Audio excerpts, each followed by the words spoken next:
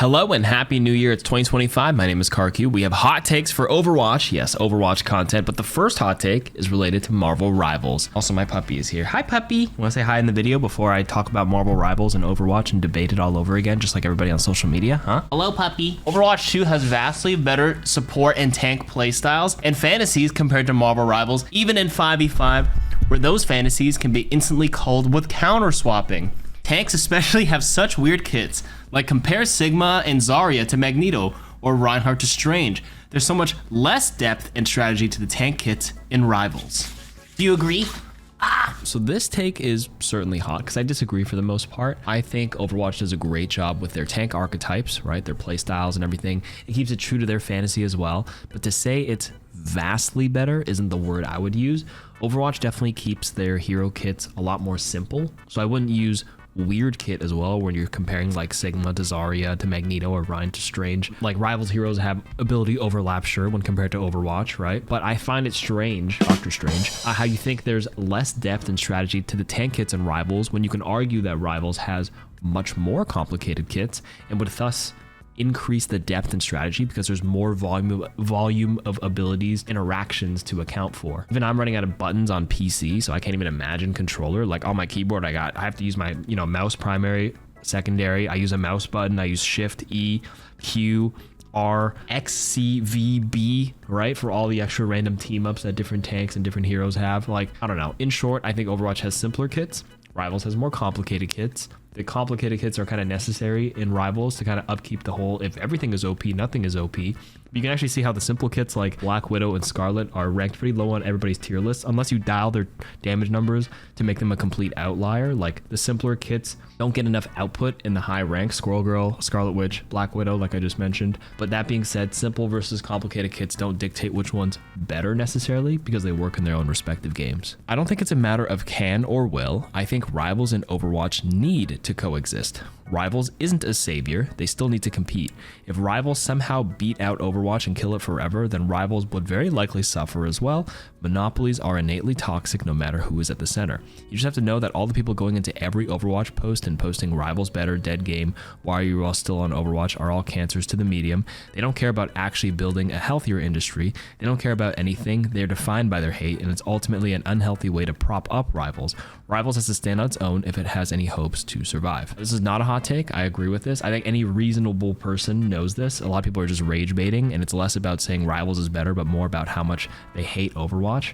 Even if Rivals can do no wrong, everyone likes to suck up to the new hot thing without giving it criticism where it's due. Like, listen, I've been playing Rivals nonstop. I really enjoy the game too, but I would like to say I have a good head on my shoulders in terms of recognizing where they're falling short right now. And I also recognize when Overwatch is falling short for sure. Rivals is releasing a lot of content early on right now, but rightfully so. They've had many years to prep and they probably have like a whole nice content plan ready to serve for the first couple of seasons before they have to get on a more cyclical pattern and rhythm for their content output over the years. The real test of time is how Rivals will do over the years. And if they don't completely mess up, right? Monetization for Marvel is certainly something. A lot of people are kind of like turning a blind eye because everything else is pretty good to it, but like monetization isn't that much better than Overwatch. People are like, yeah, but the skins are better. I'm like, listen, the skins and Rivals are great as well, but like to say their monetization system is better, like hello, it's NetEase we're talking about. Have you guys seen what they do? If you look at the actual like coins and the currencies, I actually haven't dived too deep into it. I know I paid like $20 to unlock the base battle pass, but you still have to like unlock stuff on certain pages. Like you still have to buy the battle pass, but then you have to like complete challenges or buy coins to unlock stuff on the page. To me, it felt like a very weird system right off the rip. Wasn't a fan of that. Optimization and whatnot wasn't great, but listen, the game's early. They have a lot to work with, a lot to balance for season 1, and I hope they nerf like Luna's ult duration, Hela's ultimate, all these other things. But anyways, I started spiraling onto Rivals for a bit, but you're right. They definitely need to coexist. One can prop up the other, and healthy competition is good for the industry. And you're right, people going into every post just doom posting about Overwatch are just haters versus people who actually want to make the industry better. They just kind of like let the Overwatch people play Overwatch and let Rivals people play Rivals, and Let's coexist together. Hot take, Marvel Rivals will make the devs get off their asses and stop giving us skins as content. Definitely agree to it. I wouldn't use this kind of wordage, maybe because like I'm not as aggressively opinionated as some people who are putting some of these takes, but you're right. I think Marvel Rivals is a pretty good wake-up call for the devs to be like, all right, whatever we've been cooking, maybe we accelerate the process. Maybe I'm not necessarily Overwatch team, but like Activision Blizzard, who will finance team will like allocate more resources into Overwatch to be like, listen, we got to pump up our resource and production and content ASAP. And hopefully this is a wake-up call they need. And you're kind of right. Like, listen, Overwatch tends to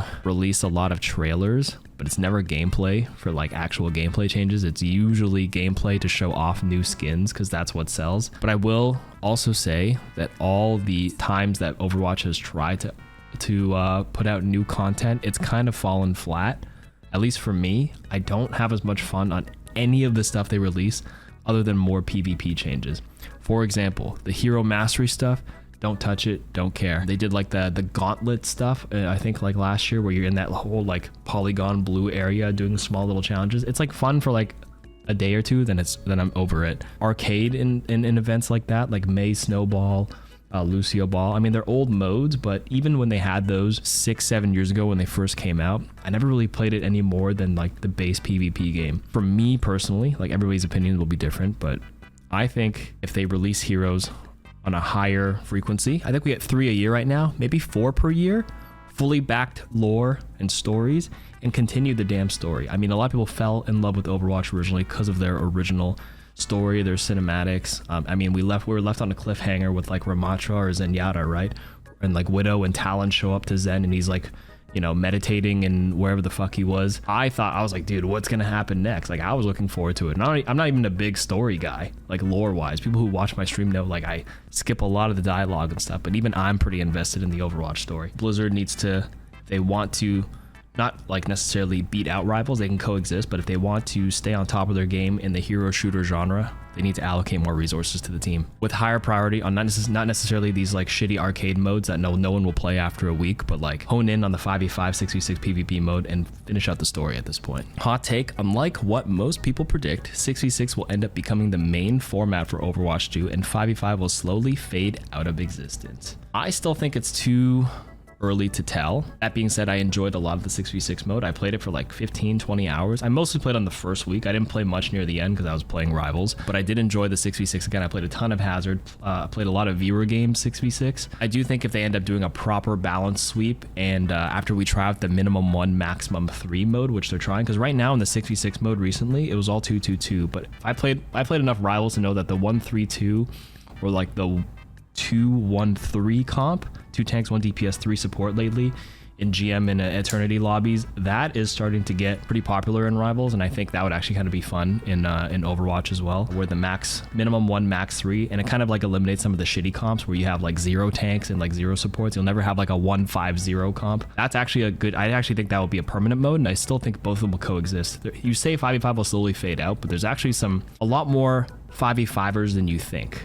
It's just the 6v6ers were very vocal because they lost their original 6v6, and then that's the loudest voice you hear in the room. But when people are quietly enjoying something, they won't vocalize it as often. I think both can coexist, and I think both will be pretty healthy. Inevitably, one will be more popular than the other. I don't think they'll stand at 50-50 over the long run. And if they have a ranked mode for both, I might just honestly play both until one of them has a bad patch, which will inevitably happen. One balance patch will be like, oh my god, this patch is so shit. It's gonna make me play one over the other, at least temporarily. Hot take, Hanzo is in need of a rework to shift his identity to something other than being solely an inconsistent mid-range sniper. Being a projectile hero, he'll never be as good of a sniper as hit-scan heroes like Widowmaker or even Ashe, and storm arrows are just kind of boring, and it only made him into Spamzo, especially with how they reduced the cooldown of it to 8 seconds a while back in February. I disagree. I don't think Hanzo needs a rework. They already gave his one shot back. His arrows now do 125 again. And saying he's inconsistent is just a product of being a projectile hero. A lot more shots will inevitably be a lot more inaccurate than hit scans like Widowmaker or Ashe.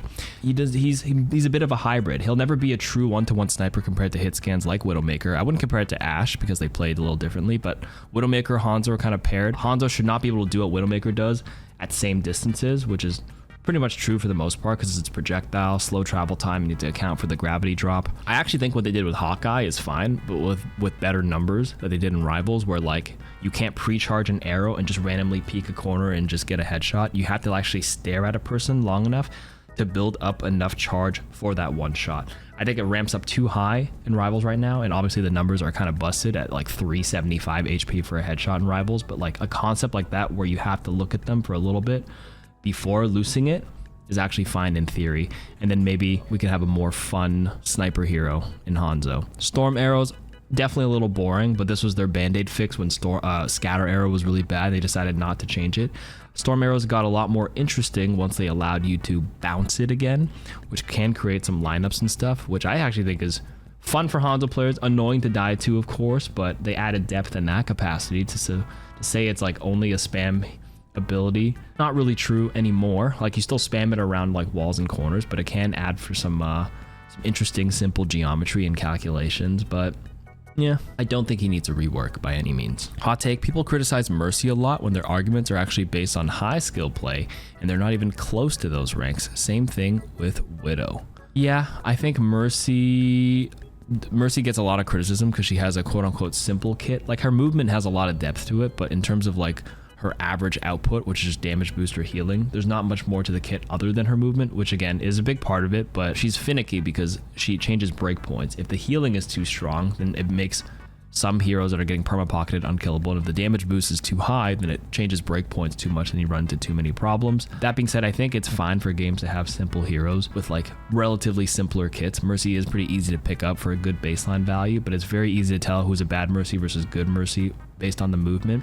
I've always said like it's fine to reward Mercies for improved movement rather than tweaking any of the beam numbers, which is why I think when they nerfed it where like if you do a slingshot tech or do some sort of extra movement tech, you get penalized with a longer cooldown of the GA, which I've never agreed with. I think it was fine and rewarded that aspect of performing movement tech in a good way. Widowmaker as well. I mean, yeah, a lot of arguments for Widow are obviously player dependent. If the player is clicking a lot of heads, it's pretty frustrating and infuriating with Widow players, especially because they just delete a damn hero. But like, now that I look at your take a bit more, that's how a lot of criticism works. Most of the criticisms are based on average high skill play. Well, actually maybe not. A lot of like average players complain about Sombra, and then she ends up getting nerfed. I don't know where I'm going with this. I'm moving on. I think the Overwatch versus Rivals discourse, you mean Discord? Discourse, you mean discussion, will die down after a few more weeks. Shit got old even during the beta phase. No, haters gonna hate forever, man. People hold hate for forever, till fucking death.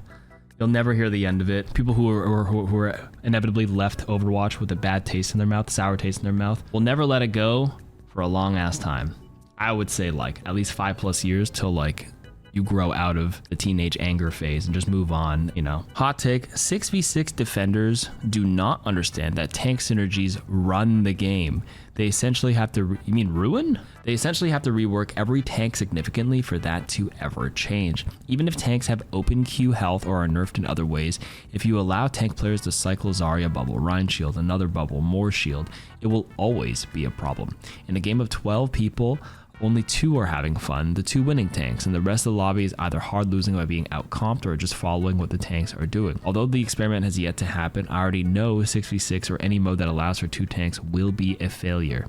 5v5 is a lot easier to balance and therefore has way more potential. Okay, so you definitely meant run the game. So like how the tanks pair off of each other is a big portion of how 6v6 operates. I don't know if this is necessarily a problem. I mean, the simplification to 5v5 wasn't necessarily to curb tank synergy. Everybody agreed that was a fun part of it. It was mostly queue times, which was a big issue. There's just not enough tank players. If you were not there in Overwatch 1, DPS queues were like 30 minutes plus. Like it was bad at certain ranks. So in terms of them like the tanks having fun and synergizing, I don't think so. I think it's fine for them to spend time and like buff and nerf them respectively. There's only like 12 or 13 tanks in the game. That's fine. Just take your time, iterate, continuously iterate. I don't think that's an issue, which is why I'm excited for not 2-2-2, but for the minimum 1, maximum 3 to give more flexibility in the composition and kill the whole queue time problem by allowing everybody to queue into one pool with one flat ranking.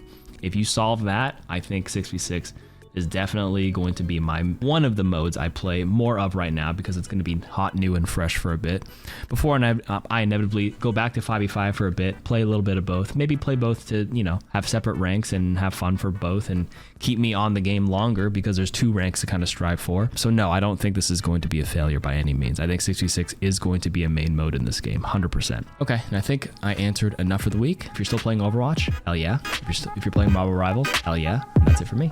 Peace.